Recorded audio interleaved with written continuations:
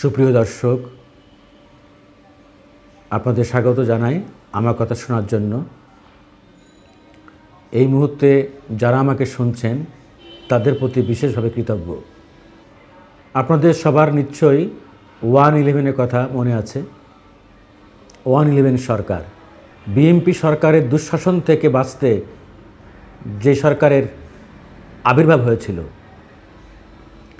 BNP, জামাত এবং আওয়ামী লীগের মধ্যে যে পল্টনে যে লগি বৈঠার যে হত্যাকাণ্ড হয়েছিল, তার পরপরই জাতির সামনে চলে এসেছিল 2007 সালের সেই 11 জানুয়ারি 111 সরকার। 2006 সালের 30 অক্টোবর বিএনপি সরকারের মেয়াদ শেষ হওয়ার পরেও সেই সময় বিএনপি চেয়েছিলেন যেভাবে হোক ছলে বলে কৌশলে তাদের মতো করে একটি নির্বাচন করার জন্য। সেই সময় মনে আছে আপনাদের KM হাসানকে তারা করতে চেয়েছিল কেয়ারটেকার সরকারের প্রধান, বয়স বাড়িয়ে। সেখান থেকে শুরু হয়েছে জটিলতা। যাই হোক, মুদ্রা কথা হলো এই, তৎকালীন বিএনপি সরকারের ক্ষমতায় থাকার লোভ এবং কিছু ভুলের কারণে সৃষ্টি হয়েছিল 111 সরকার। এবং সেই 111 সরকার দায়িত্ব নেওয়ার পরপরই আমরা দেখেছিলাম যে একে একে কীভাবে উভয় দল থেকেই রাজনীতিবিদরা গ্রেপ্তার হয়েছিলেন, কারাগারে যেতে হয়েছিল।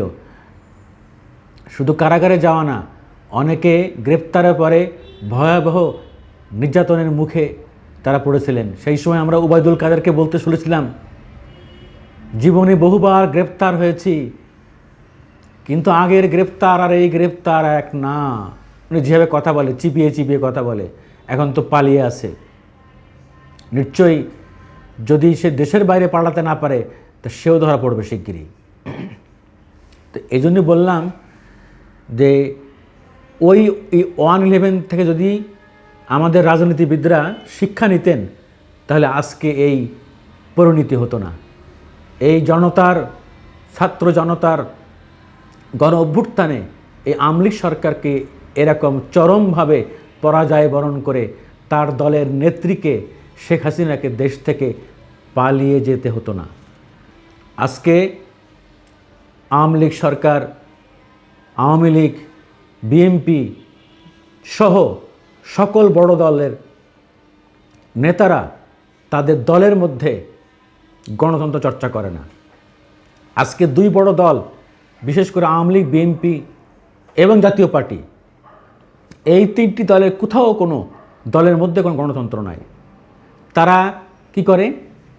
তারা দলের কাউন্সিল করে, তাও অনেক দেরিতে, সময় মতো কাউন্সিল করে না। আর কাউন্সিল যখন করেও সারা বাংলাদেশ থেকে হাজার হাজার লাখ লাখ নেতাকর্মী ঢাকায় জড়ো করে কাউন্সিল করার পরে বক্তৃতা শেষে তখন বলে, একজন প্রস্তাব করে যে আমরা নেতা নির্বাচন করব না, আমরা কমিটি নির্বাচন করব না, আমরা সব দায়িত্ব দিচ্ছি আমাদের মাননীয়, আমাদের জননেত্রী শেখ হাসিনার উপরে, বা খালেদা জিয়ার উপরে, বা GM কাদের উপরে। তারপরে কি হলো? তখন প্রধানমন্ত্রী নিজেই ঠিক করে দেন, বা দলের প্রধানমন্ত্রীর নাম, দলের সভানেত্রীর নাম একজন প্রস্তাব করেন, একজন সমর্থন করেন। এটা গণতন্ত্র হলো? আরে গোপন ব্যালটে যদি সরকার নির্বাচিত হয়, নেতা নির্বাচিত হয় ভোটের সময়, তাহলে আপনার দলের জাতীয় কাউন্সিলের সময় আপনি কেন ব্যবস্থা করেন না? নিজেরা দলের মধ্যে করেন স্বৈরতন্ত্র, একনায়কতন্ত্র। তা আপনারা কিভাবে দেশে গণতন্ত্র দিবেন? এই কারণেই দেশে গণতন্ত্র প্রতিষ্ঠা হয় নাই। প্রত্যেকটা দলের মধ্যে এই ধরনের স্বৈরতন্ত্র, একনায়কতন্ত্র। আমরা এক নেতার উপরে এত ক্ষমতা দিয়েছি, এক নেতাকে এত দায়িত্ব দিয়েছি যে উনি ক্ষমতা ভোগ করতে করতে করতে করতে ওনার মুখ নাক দিয়ে সব বের হয়ে যায় একাই। আপনারা শোনেন নাই এই যে পলাতক শেখ হাসিনার সরকারের সময় কি হয়েছে? মন্ত্রীরা, এক একটা মন্ত্রণালয়ের বিভাগের মন্ত্রীরা তারা কথা বলতো যে মাননীয় প্রধানমন্ত্রীর নির্দেশে। আরে তা আপনি কেন আছেন? সব জায়গায় প্রধানমন্ত্রীর নির্দেশে করছি, ওনার স্বপ্ন, ওনার চিন্তা ভাবনা। দলবাজি আর তৈলমর্দন কোথায় থাকে? সামান্য একটা ঘটনা যদি কাউকে গ্রেপ্তার করতে হয় যে প্রধানমন্ত্রীর নির্দেশে গ্রেপ্তার করা হয়েছে, এই রাজনীতি আজকে আমাদেরকে এই পর্যায়ে এনেছে। তা আমি মনে করি যদি 111 থেকে শিক্ষা না নেওয়ার কারণে আজকে আওয়ামী লীগের এই পরিণতি, বিএনপিও কিন্তু এই পরিণতি ভোগ করতে হবে। পরিণতি তারা অলরেডি ভোগ করছে, কারণ তারা ক্ষমতার বাইরে 16 বছর 18 বছর। বিএনপির ভুলের কারণে কিন্তু বিএনপি 18 বছর ক্ষমতার বাইরে, এবং বিএনপি কিন্তু গত 16 বছরে 18 বছরে কিন্তু রাজপথে সেই ধরনের আন্দোলন গড়ে তুলতে পারে নাই, দাঁড়াতে পারে নাই। এই বিজয় এসেছে ছাত্র জনতার গণ অভ্যুত্থানে। হ্যাঁ, বিএনপি নৈতিক সমর্থন দিয়েছিল। তাই মনে করি যে প্রত্যেকটা দলকে একেবারে ইউনিয়ন কমিটি থেকে কেন্দ্রীয় কমিটি পর্যন্ত গোপন ব্যালটের মাধ্যমে হতে হবে। এই জন্য সাখাওয়াত সাহেব, আমাদের যে স্বরাষ্ট্র উপদেষ্টা, তিনি দায়িত্ব নেওয়ার পরপরই পরের দিনই সাংবাদিকদের কাছে একটা বক্তব্য বলেছিলেন যে আমরা একটা পলিটিক্যাল অ্যাক্ট করব। আমিও মনে করি করা উচিত। সেই রাজনীতিবিদদের গাইডলাইনের জন্য সরকারিভাবে একটা পলিটিক্যাল অ্যাক্ট বা আইন থাকা উচিত, যেখানে উল্লেখ থাকবে কিভাবে দলের ইউনিয়ন থেকে কেন্দ্রীয় কমিটি পর্যন্ত গোপন ব্যালটের মাধ্যমে নির্বাচনে হইতে হবে।